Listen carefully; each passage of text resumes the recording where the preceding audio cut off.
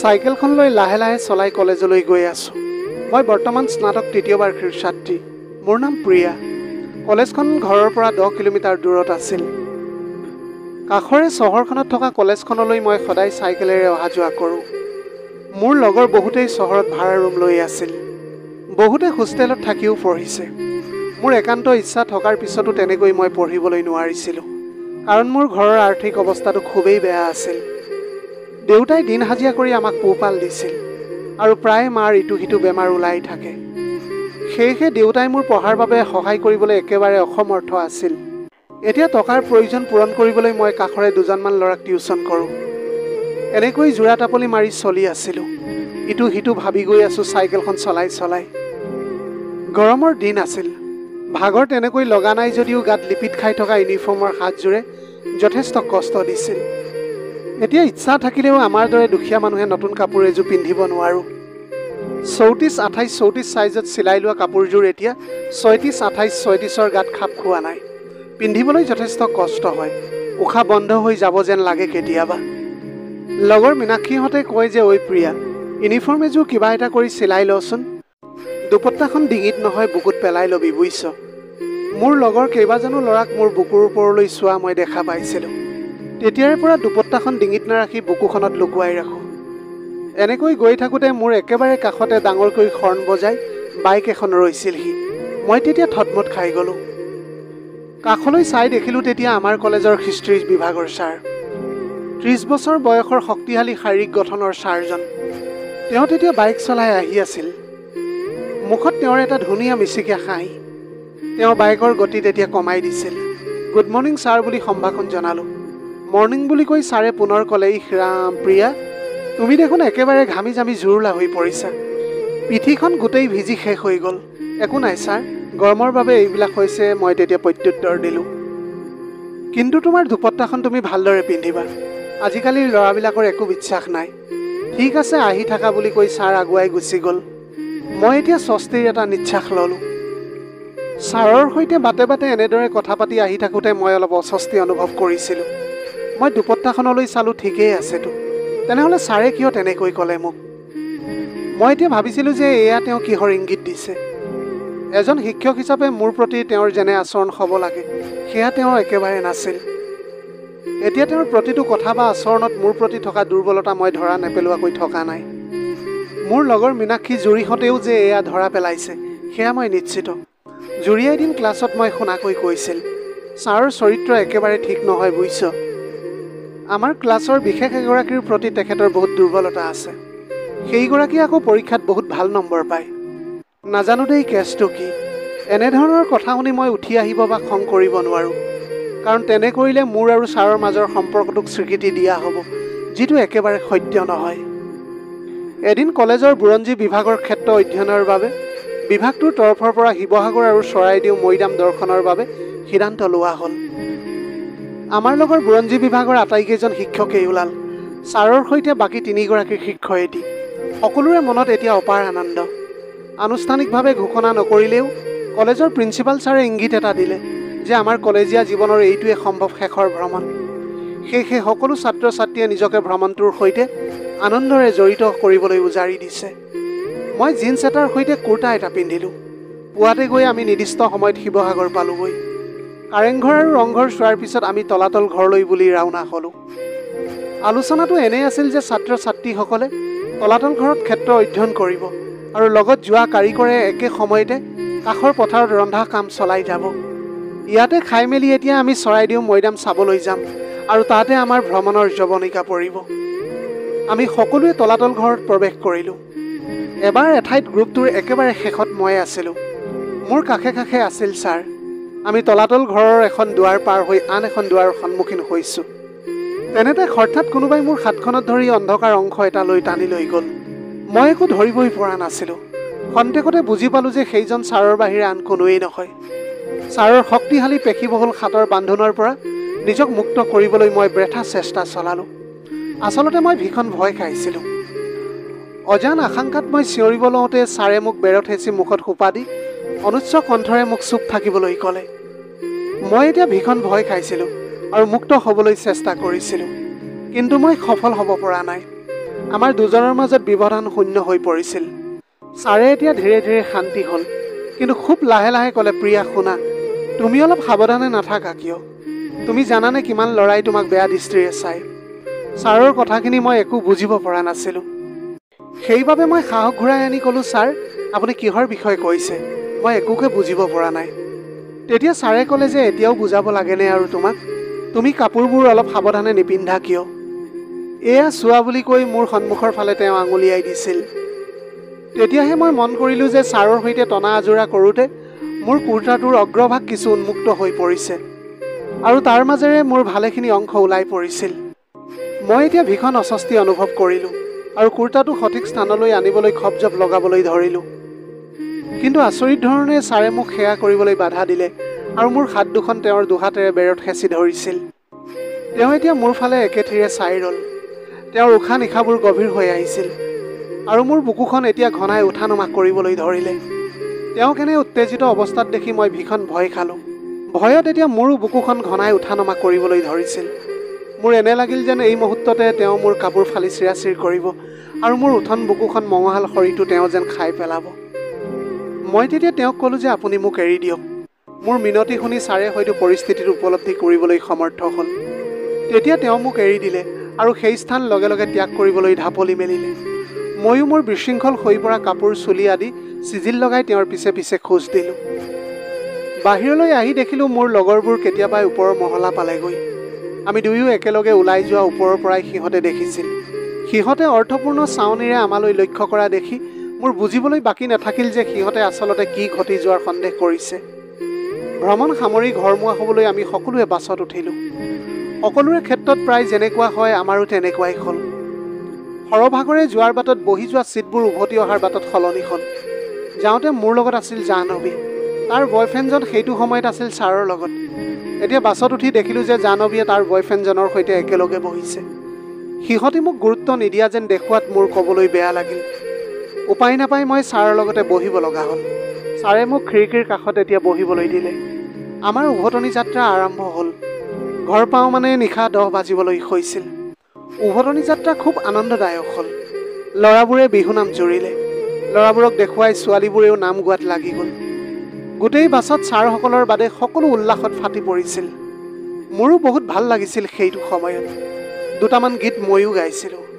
বাছখন ব্ৰেক মাৰিলে। ল'ৰাবোৰ হুৰমুৰকৈ আগলৈ আহি দিয়া দেখিলে আমি উল্লাসত ফাটি উঠিছিলোঁ। সেইটো সময়ত মই ইমানেই ফূৰ্তি কৰিছিলোঁ যে মোৰ কাষতে বহাজন যে আমাৰ ছাৰ আছিল সেই কথাটো মই সম্পূৰ্ণৰূপে পাহৰি গৈছিলোঁ। তাতোতকৈ ডাঙৰ কথা হ'ল তলাতল ঘৰত ছাৰৰ সৈতে যি ঘটি আছিল সেয়া এতিয়া ভুলতো মনলৈ অহা নাছিল। ছাৰেও মোৰ ফূৰ্তিবোৰ লক্ষ্য কৰি হাঁহি গৈ থাকিল। গানৰ তালে তালে নাচি মোৰ গৰম উঠিছিল আৰু খুব ঘামিবলৈ ধৰিছিলোঁ মই। গৰমত চুৱেটাৰ দুপট্টা আদি খুলি পেলাইছিলোঁ। ছাৰে মোক বাৰে বাৰে তন্ময় হৈ চাবলৈ ধৰিছিল। মোৰ ফূৰ্তি দেখি এতিয়া ছাৰেও তেনেকৈ আনন্দ প্ৰকাশ কৰি গৈছিল। এনেকৈ এবাৰ অসাৱধানবশতঃ মই ছাৰৰ গাত বাগৰি পৰিলোঁ। আমি আছিলোঁ গাড়ীৰ সন্মুখৰ ফালে। সেয়েহে মই থিয় হৈ পিছফালে থকা লগৰবোৰ পিনে উলটি নাচি আছিলোঁ। মোৰ হাত দুখন ছাৰৰ কান্ধত ভেঁচা দি এতিয়া মই পৰিবলৈ ধৰিছিলোঁ। মই এতিয়া তৎক্ষণাত নিজকে চম্ভালি লৈ ইফালে সিফালে চালোঁ কোনোবাই দেখিলে নেকি। নাই, কোনোৱেই দেখা নাছিল। মই ভাবিলোঁ ৰক্ষা পৰিলোঁ। সকলো এতিয়া নিজৰ মাজতে মগন আছিল। মই ভাবিছিলোঁ যে যদি সিহঁতি দেখিলেহেঁতেন তেতিয়াহ'লে মোৰ কথা কি ভাবিলে হয়। মোৰ আৰু ফূৰ্তি কৰিবলৈ মন নোযোৱা হ'ল। আচলতে মই যথেষ্ট ভয় খাইছিলোঁ আৰু ছাৰৰ সাম্ভাৱ্য গালিটোৰ বাবে চকু দুটা মুদি অপেক্ষা কৰিলোঁ। এতিয়া মোৰ যথেষ্ট লাজ লাগিছিল। ইতিমধ্যে লগৰবিলাকে লাহে লাহে নৃত্য গীত কৰা কমাই আনিছিল। যোৱা প্ৰায় 2 ঘণ্টা ধৰি কৰা ফূৰ্তিখিনিয়ে সকলোকে ভাগৰুৱা কৰি তুলিছিল। অৱশেষত প্ৰায় 8 মান বজাত সকলো নিশ্চুপ হৈ পৰিল। কেৱল গাড়ীৰ শব্দ, কাৰো মুখত মাত নাইকিয়া হৈ পৰিছিল। হয় কিছুমানে মোবাইল হাতত তুলি লৈছে, নতুবা আন কিছুমানে টোপনিত লাল কাল দিছে। মই আমাৰ চিটৰ পোনে পোনে থকা নীলাক্ষী আৰু জুৰিলৈ কেৰাকৈ লক্ষ্য কৰিছিলোঁ। সিহঁত দুয়োজনীয়ে একেখন চলকে দুয়ো মূৰে কাণে জপাই গভীৰ টোপনিত ঢলি পৰিল। ভ্ৰমণৰ কথাখিনিয়ে মোক পৰৱৰ্তী কিছুদিনলৈ দুঃস্বপ্নৰ দৰে খেদি ফুৰিলে। সিদিনাৰে পৰা মই যিমান পাৰোঁ ছাৰৰ প্ৰত্যক্ষ সাক্ষাতৰ পৰা আঁতৰি থাকিবলৈ চেষ্টা কৰিলোঁ। বাটতো তেওঁক মই লগ পোৱা নাছিলোঁ, কাৰণ তেওঁ কলেজৰ একেবাৰে কাষতে থকা এটা ঘৰ ভাড়াত লৈ থকা আৰম্ভ কৰিছিল। ক্লাছ কৰাৰ সময়ত মই তেওঁৰ চকুলৈ চাব পৰা নাছিলোঁ। কিবা এটা অভিমান প্ৰতিবাদৰ মিশ্ৰিত প্ৰতিক্ৰিয়াই মোক সেই দিনকেইটা ভাৰাক্ৰান্ত কৰি তুলিছিল। মোৰ প্ৰতি ছাৰৰ হৃদয়ত অকণমানো মৰম নাই। মোৰ প্ৰতি তেওঁৰ যি আকৰ্ষণ আছে সেয়া সম্পূৰ্ণ শাৰীৰিক।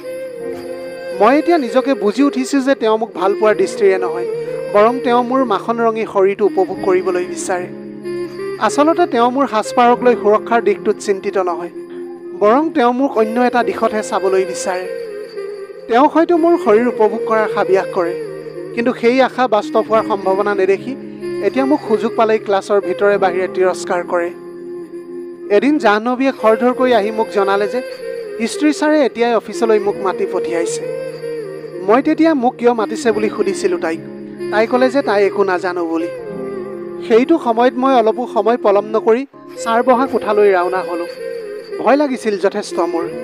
কিয় বা মাতিছে সেই কথাটো মই জনা নাছিলোঁ। দুৱাৰমুখত ৰৈ এতিয়া মই ভিতৰলৈ চালোঁ। ছাৰ কিবা এটা লিখাত ব্যস্ত হৈ পৰিছিল। মই তেতিয়া ক'লোঁ, ছাৰ সোমাব পাৰোঁনে? মই আচলতে তেওঁৰ পৰা অনুমতি বিচাৰিছিলোঁ। তেওঁ তেতিয়া য়েছ বুলি কৈ মোক অনুমতি দিলে। তেওঁৰ কণ্ঠ অতি কঠোৱা আছিল।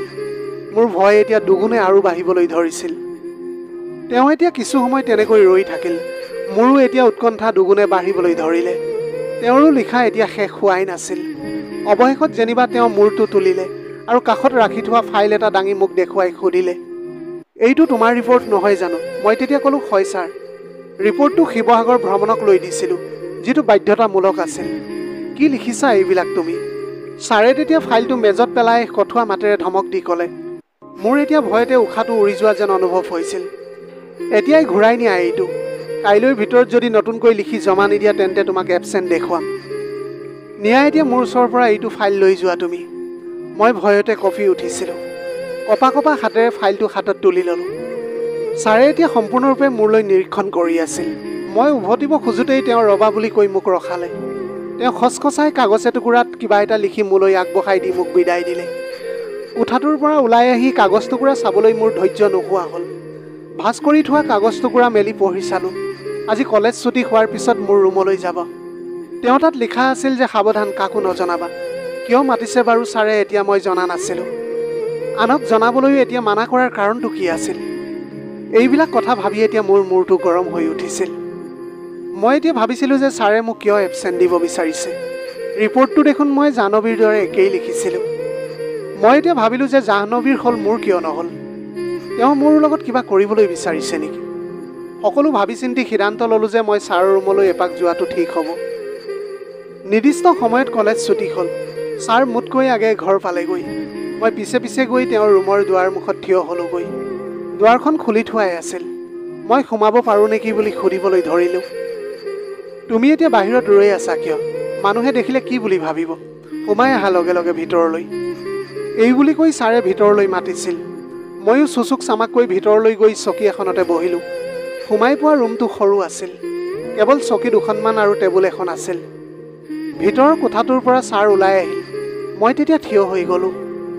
তেওঁ এতিয়া মোৰ ওচৰৰে কাষৰ এখন চকীত বহিল। মোকো বহিবলৈ কৈ তেওঁ এতিয়া মোক নিৰীক্ষণ কৰিবলৈ ধৰিলে। মই এতিয়া বৰ অস্বস্তি অনুভৱ কৰিছিলোঁ। ছাৰে এতিয়া কোনো সংকোচ নকৰাকৈ ক'বলৈ ধৰিলে, দেৰি নকৰোঁ। এতিয়া মই কামৰ কথাটোকে কওঁ। বহু চেষ্টা কৰিছিলোঁ তোমাৰ মন পাবলৈ। তোমাৰ এই আবেদনময়ী শৰীৰটো কিহৰ বাবে ৰাখিছা? নাৰীৰ শৰীৰটো সদায় পুৰুষৰ বাবেই নহয় জানো? এতিয়া তুমি কাৰ বাবে সাঁচি ৰাখিছা তোমাৰ এই অপূৰ্ব সৌন্দৰ্য? মই জনাত তোমাৰ কোনো প্ৰেমিক নাই। তেনেহ'লে কিহলৈ সাঁচি ৰাখিছা এই যৌৱনে ভৰপূৰ কৰি উপচাই পেলোৱা দেখাটো?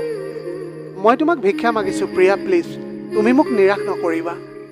মাত্ৰ এবাৰৰ বাবে তোমাক মৰম কৰিবলৈ দিয়া। তেওঁ লগতে ক'লে যে কথাটো মই একেবাৰে গোপনে ৰাখিম। কোনেও একোকে নাজানিব। কোৱাৰ লগে লগে ছাৰৰ কথাখিনি আৱেগত কঁপি উঠিছিল। মই তেতিয়া ধৈৰ্য ধৰিলোঁ। মই বিচলিত হোৱা নাছিলোঁ। এইটো সময়ত মই সাহস গোটাই ক'লোঁ, এয়া আপুনি কি কথা কৈছে ছাৰ? মই তেতিয়া ক'লোঁ যে মই যাওঁ। এই বুলি কৈ মই ঘপকৈ থিয় হ'লোঁ। শেষবাৰৰ বাবে অনুৰোধ কৰিছোঁ প্ৰিয়া, মোক বাধ্য নকৰাবা। বাধ্য? আপুনি মোক বাধ্য কৰাবলৈ মই ইমান দুৰ্বল নহয়। মোৰ এতিয়া মাতবোৰ লাহে লাহে কঠোৰ হৈ আহিছিল। মই নিজেই নাজানিছিলোঁ মই ক'ৰ পৰা শক্তি পাইছোঁ। ঠিক আছে, তেনেহ'লে তুমি মানি নোলোৱা নহয় জানো? শুনা, তোমাৰ এবচেণ্ট কনফাৰ্ম। ইয়াৰ অৰ্থটো হ'ল তুমি আৰু এটা বছৰৰ বাবে স্নাতক উপাধিৰ বাবে অপেক্ষা কৰিব লাগিব। মোৰ মূৰত যেন কোনোবাই এতিয়া কুঠাৰহে মাৰিলে। মই এতিয়া ভাবিছিলোঁ যে কেনেকৈ এজন শিক্ষাগুৰুৱে এই স্থানলৈ নামিবলৈ পাৰে। নাৰীৰ শৰীৰৰ সোৱাদ পাবলৈকে কিছুমান পুৰুষ কেনেকৈ পশু হৈ যাবলৈ পাৰে। ঘৰখনে সীমাহীন কষ্ট স্বীকাৰ কৰি মোক এই পৰ্যায়লৈ তুলি আনিলে। তেনেস্থলত আৰু এটা বছৰ নাই যি হ'লেও হওক, লাগিলে স্নাতক ডিগ্ৰীয়েই নালাগে। আকৌ এবাৰ ভাবিবলৈ বাধ্য হৈ পৰিছোঁ যে নাই লাগে মোক। সেয়া পাবলৈকেতো ইমানখিনিলৈকে কষ্ট কৰি ভাৰ সহি আহিছোঁ মই। ধৰ্ম সংকটত পৰিছিলোঁ এতিয়া মই। অৱশেষত সিদ্ধান্ত হ'ল মই নিশাটো থাকিম। ঘৰলৈ ফোন কৰি জনাই দিলোঁ যে মই বান্ধৱী এজনীৰ ঘৰত থাকিম আজি। সন্ধিয়া 7মান বজাৰ লগে লগে বাহিৰৰ ৰুমত বহি কিতাপ এখন চাই থকা মোক ছাৰে দাঙি নি নিজৰ ৰুমৰ বিচনাত পেলাই দিছিল। লগে লগে আৰম্ভ হ'ল মোৰ অভিশপ্ত নিশাটোৰ প্ৰথম জাক ধুমুহা। এনেকৈ ইয়াৰ পৰৱৰ্তী দিনবোৰ বৰ বেগেৰে পাৰ হৈ যাবলৈ ধৰিছিল। এতিয়া মই 1.5 মাহৰ পিছত গম পালোঁ যে মই অন্তঃসত্ত্বা। মোৰ মূৰৰ সৰগ যেন এতিয়া ভাগি পৰিছিল। মই কাক কওঁ এই কথা? ছাৰক জনোৱাৰ বাহিৰে একো মোৰ উপায় নাছিল। অথচ ছাৰৰ সৈতে আজি 1.5 মাহেৰে মোৰ কোনো যোগাযোগ নাছিল। বহু সাহস গোটাই ফোনযোগে যোগাযোগ কৰিলোঁ। তেতিয়া তেওঁক আমাৰ সন্তানটিৰ কথা ক'লোঁ। তেওঁই যে মোৰ সন্তানটিৰ পিতৃ মই তাকো ক'লোঁ। কিন্তু তেওঁ নিৰ্দয়ভাৱে ক'লে, তোমাৰ পেটত থকা সন্তানটিৰ পিতৃ যে মই, তাৰ কি প্ৰমাণ আছে তোমাৰ ওচৰত? এতিয়া আৰু মোৰ জীয়াই থকাৰ অকণো ইচ্ছা নোযোৱা হ'ল। নিজকে শেষ কৰি দিয়াৰ চৰম মুহূৰ্তত মা দেউতাৰ অসহায় মুখখন মোৰ চকুৰ আগত ভাহি আহিছিল। এতিয়া মই নিজকে শেষ কৰিম বুলি ভাবিও নিজকে শেষ কৰিবলৈ নোৱাৰিলোঁ। কাৰণ যিহেতু মোৰ পেটত সন্তানটি আছিল, মই এতিয়া মনতে দৃঢ় প্ৰতিজ্ঞ হৈছিলোঁ যে মই তাক প্ৰকৃত পিতৃৰ পৰিচয় দিয়াইহে এৰিম। এই বুলি ভাবি মই এতিয়া আইনৰ সহায় ল'লোঁ। DNA টেষ্ট কৰা হ'ল। টেষ্ট কৰাৰ অন্তত ধৰা পৰিল যে সন্তানটোৰ দেউতাক তেওঁৱেই। সেইবাবে অৱশেষত আমাৰ দুয়োজনকে তেওঁ আঁকোৱালি ল'বলগীয়া হৈছিল। প্ৰিয় দৰ্শক, এয়াই আছিল আজিৰ কাহিনীৰ ভাগ। আজিৰ ভিডিঅ'টি কেনেকুৱা লাগিলে জনাব। যদি ভাল লাগিল তেনেহ'লে লগৰ বন্ধু বান্ধৱীসকলৰ মাজত শ্বেয়াৰ কৰিবলৈ নাপাহৰিব। আপোনালোকৰ গোটেই জীৱনটো হাঁহিৰে উপচি পৰক। পাৰিলে দুখীয়াজনক অলপ সহায় কৰিবলৈ চেষ্টা কৰিব। আপোনালোকৰ অকণমান সহায়েৰে যদি কোনোবা এজন দুখীয়াৰ জীৱনটো সলনি কৰিবলৈ পাৰে, তাতকৈ পুণ্যৰ কাম আৰু এইখন পৃথিৱীত একোৱেই হ'ব নোৱাৰে। Have a nice day.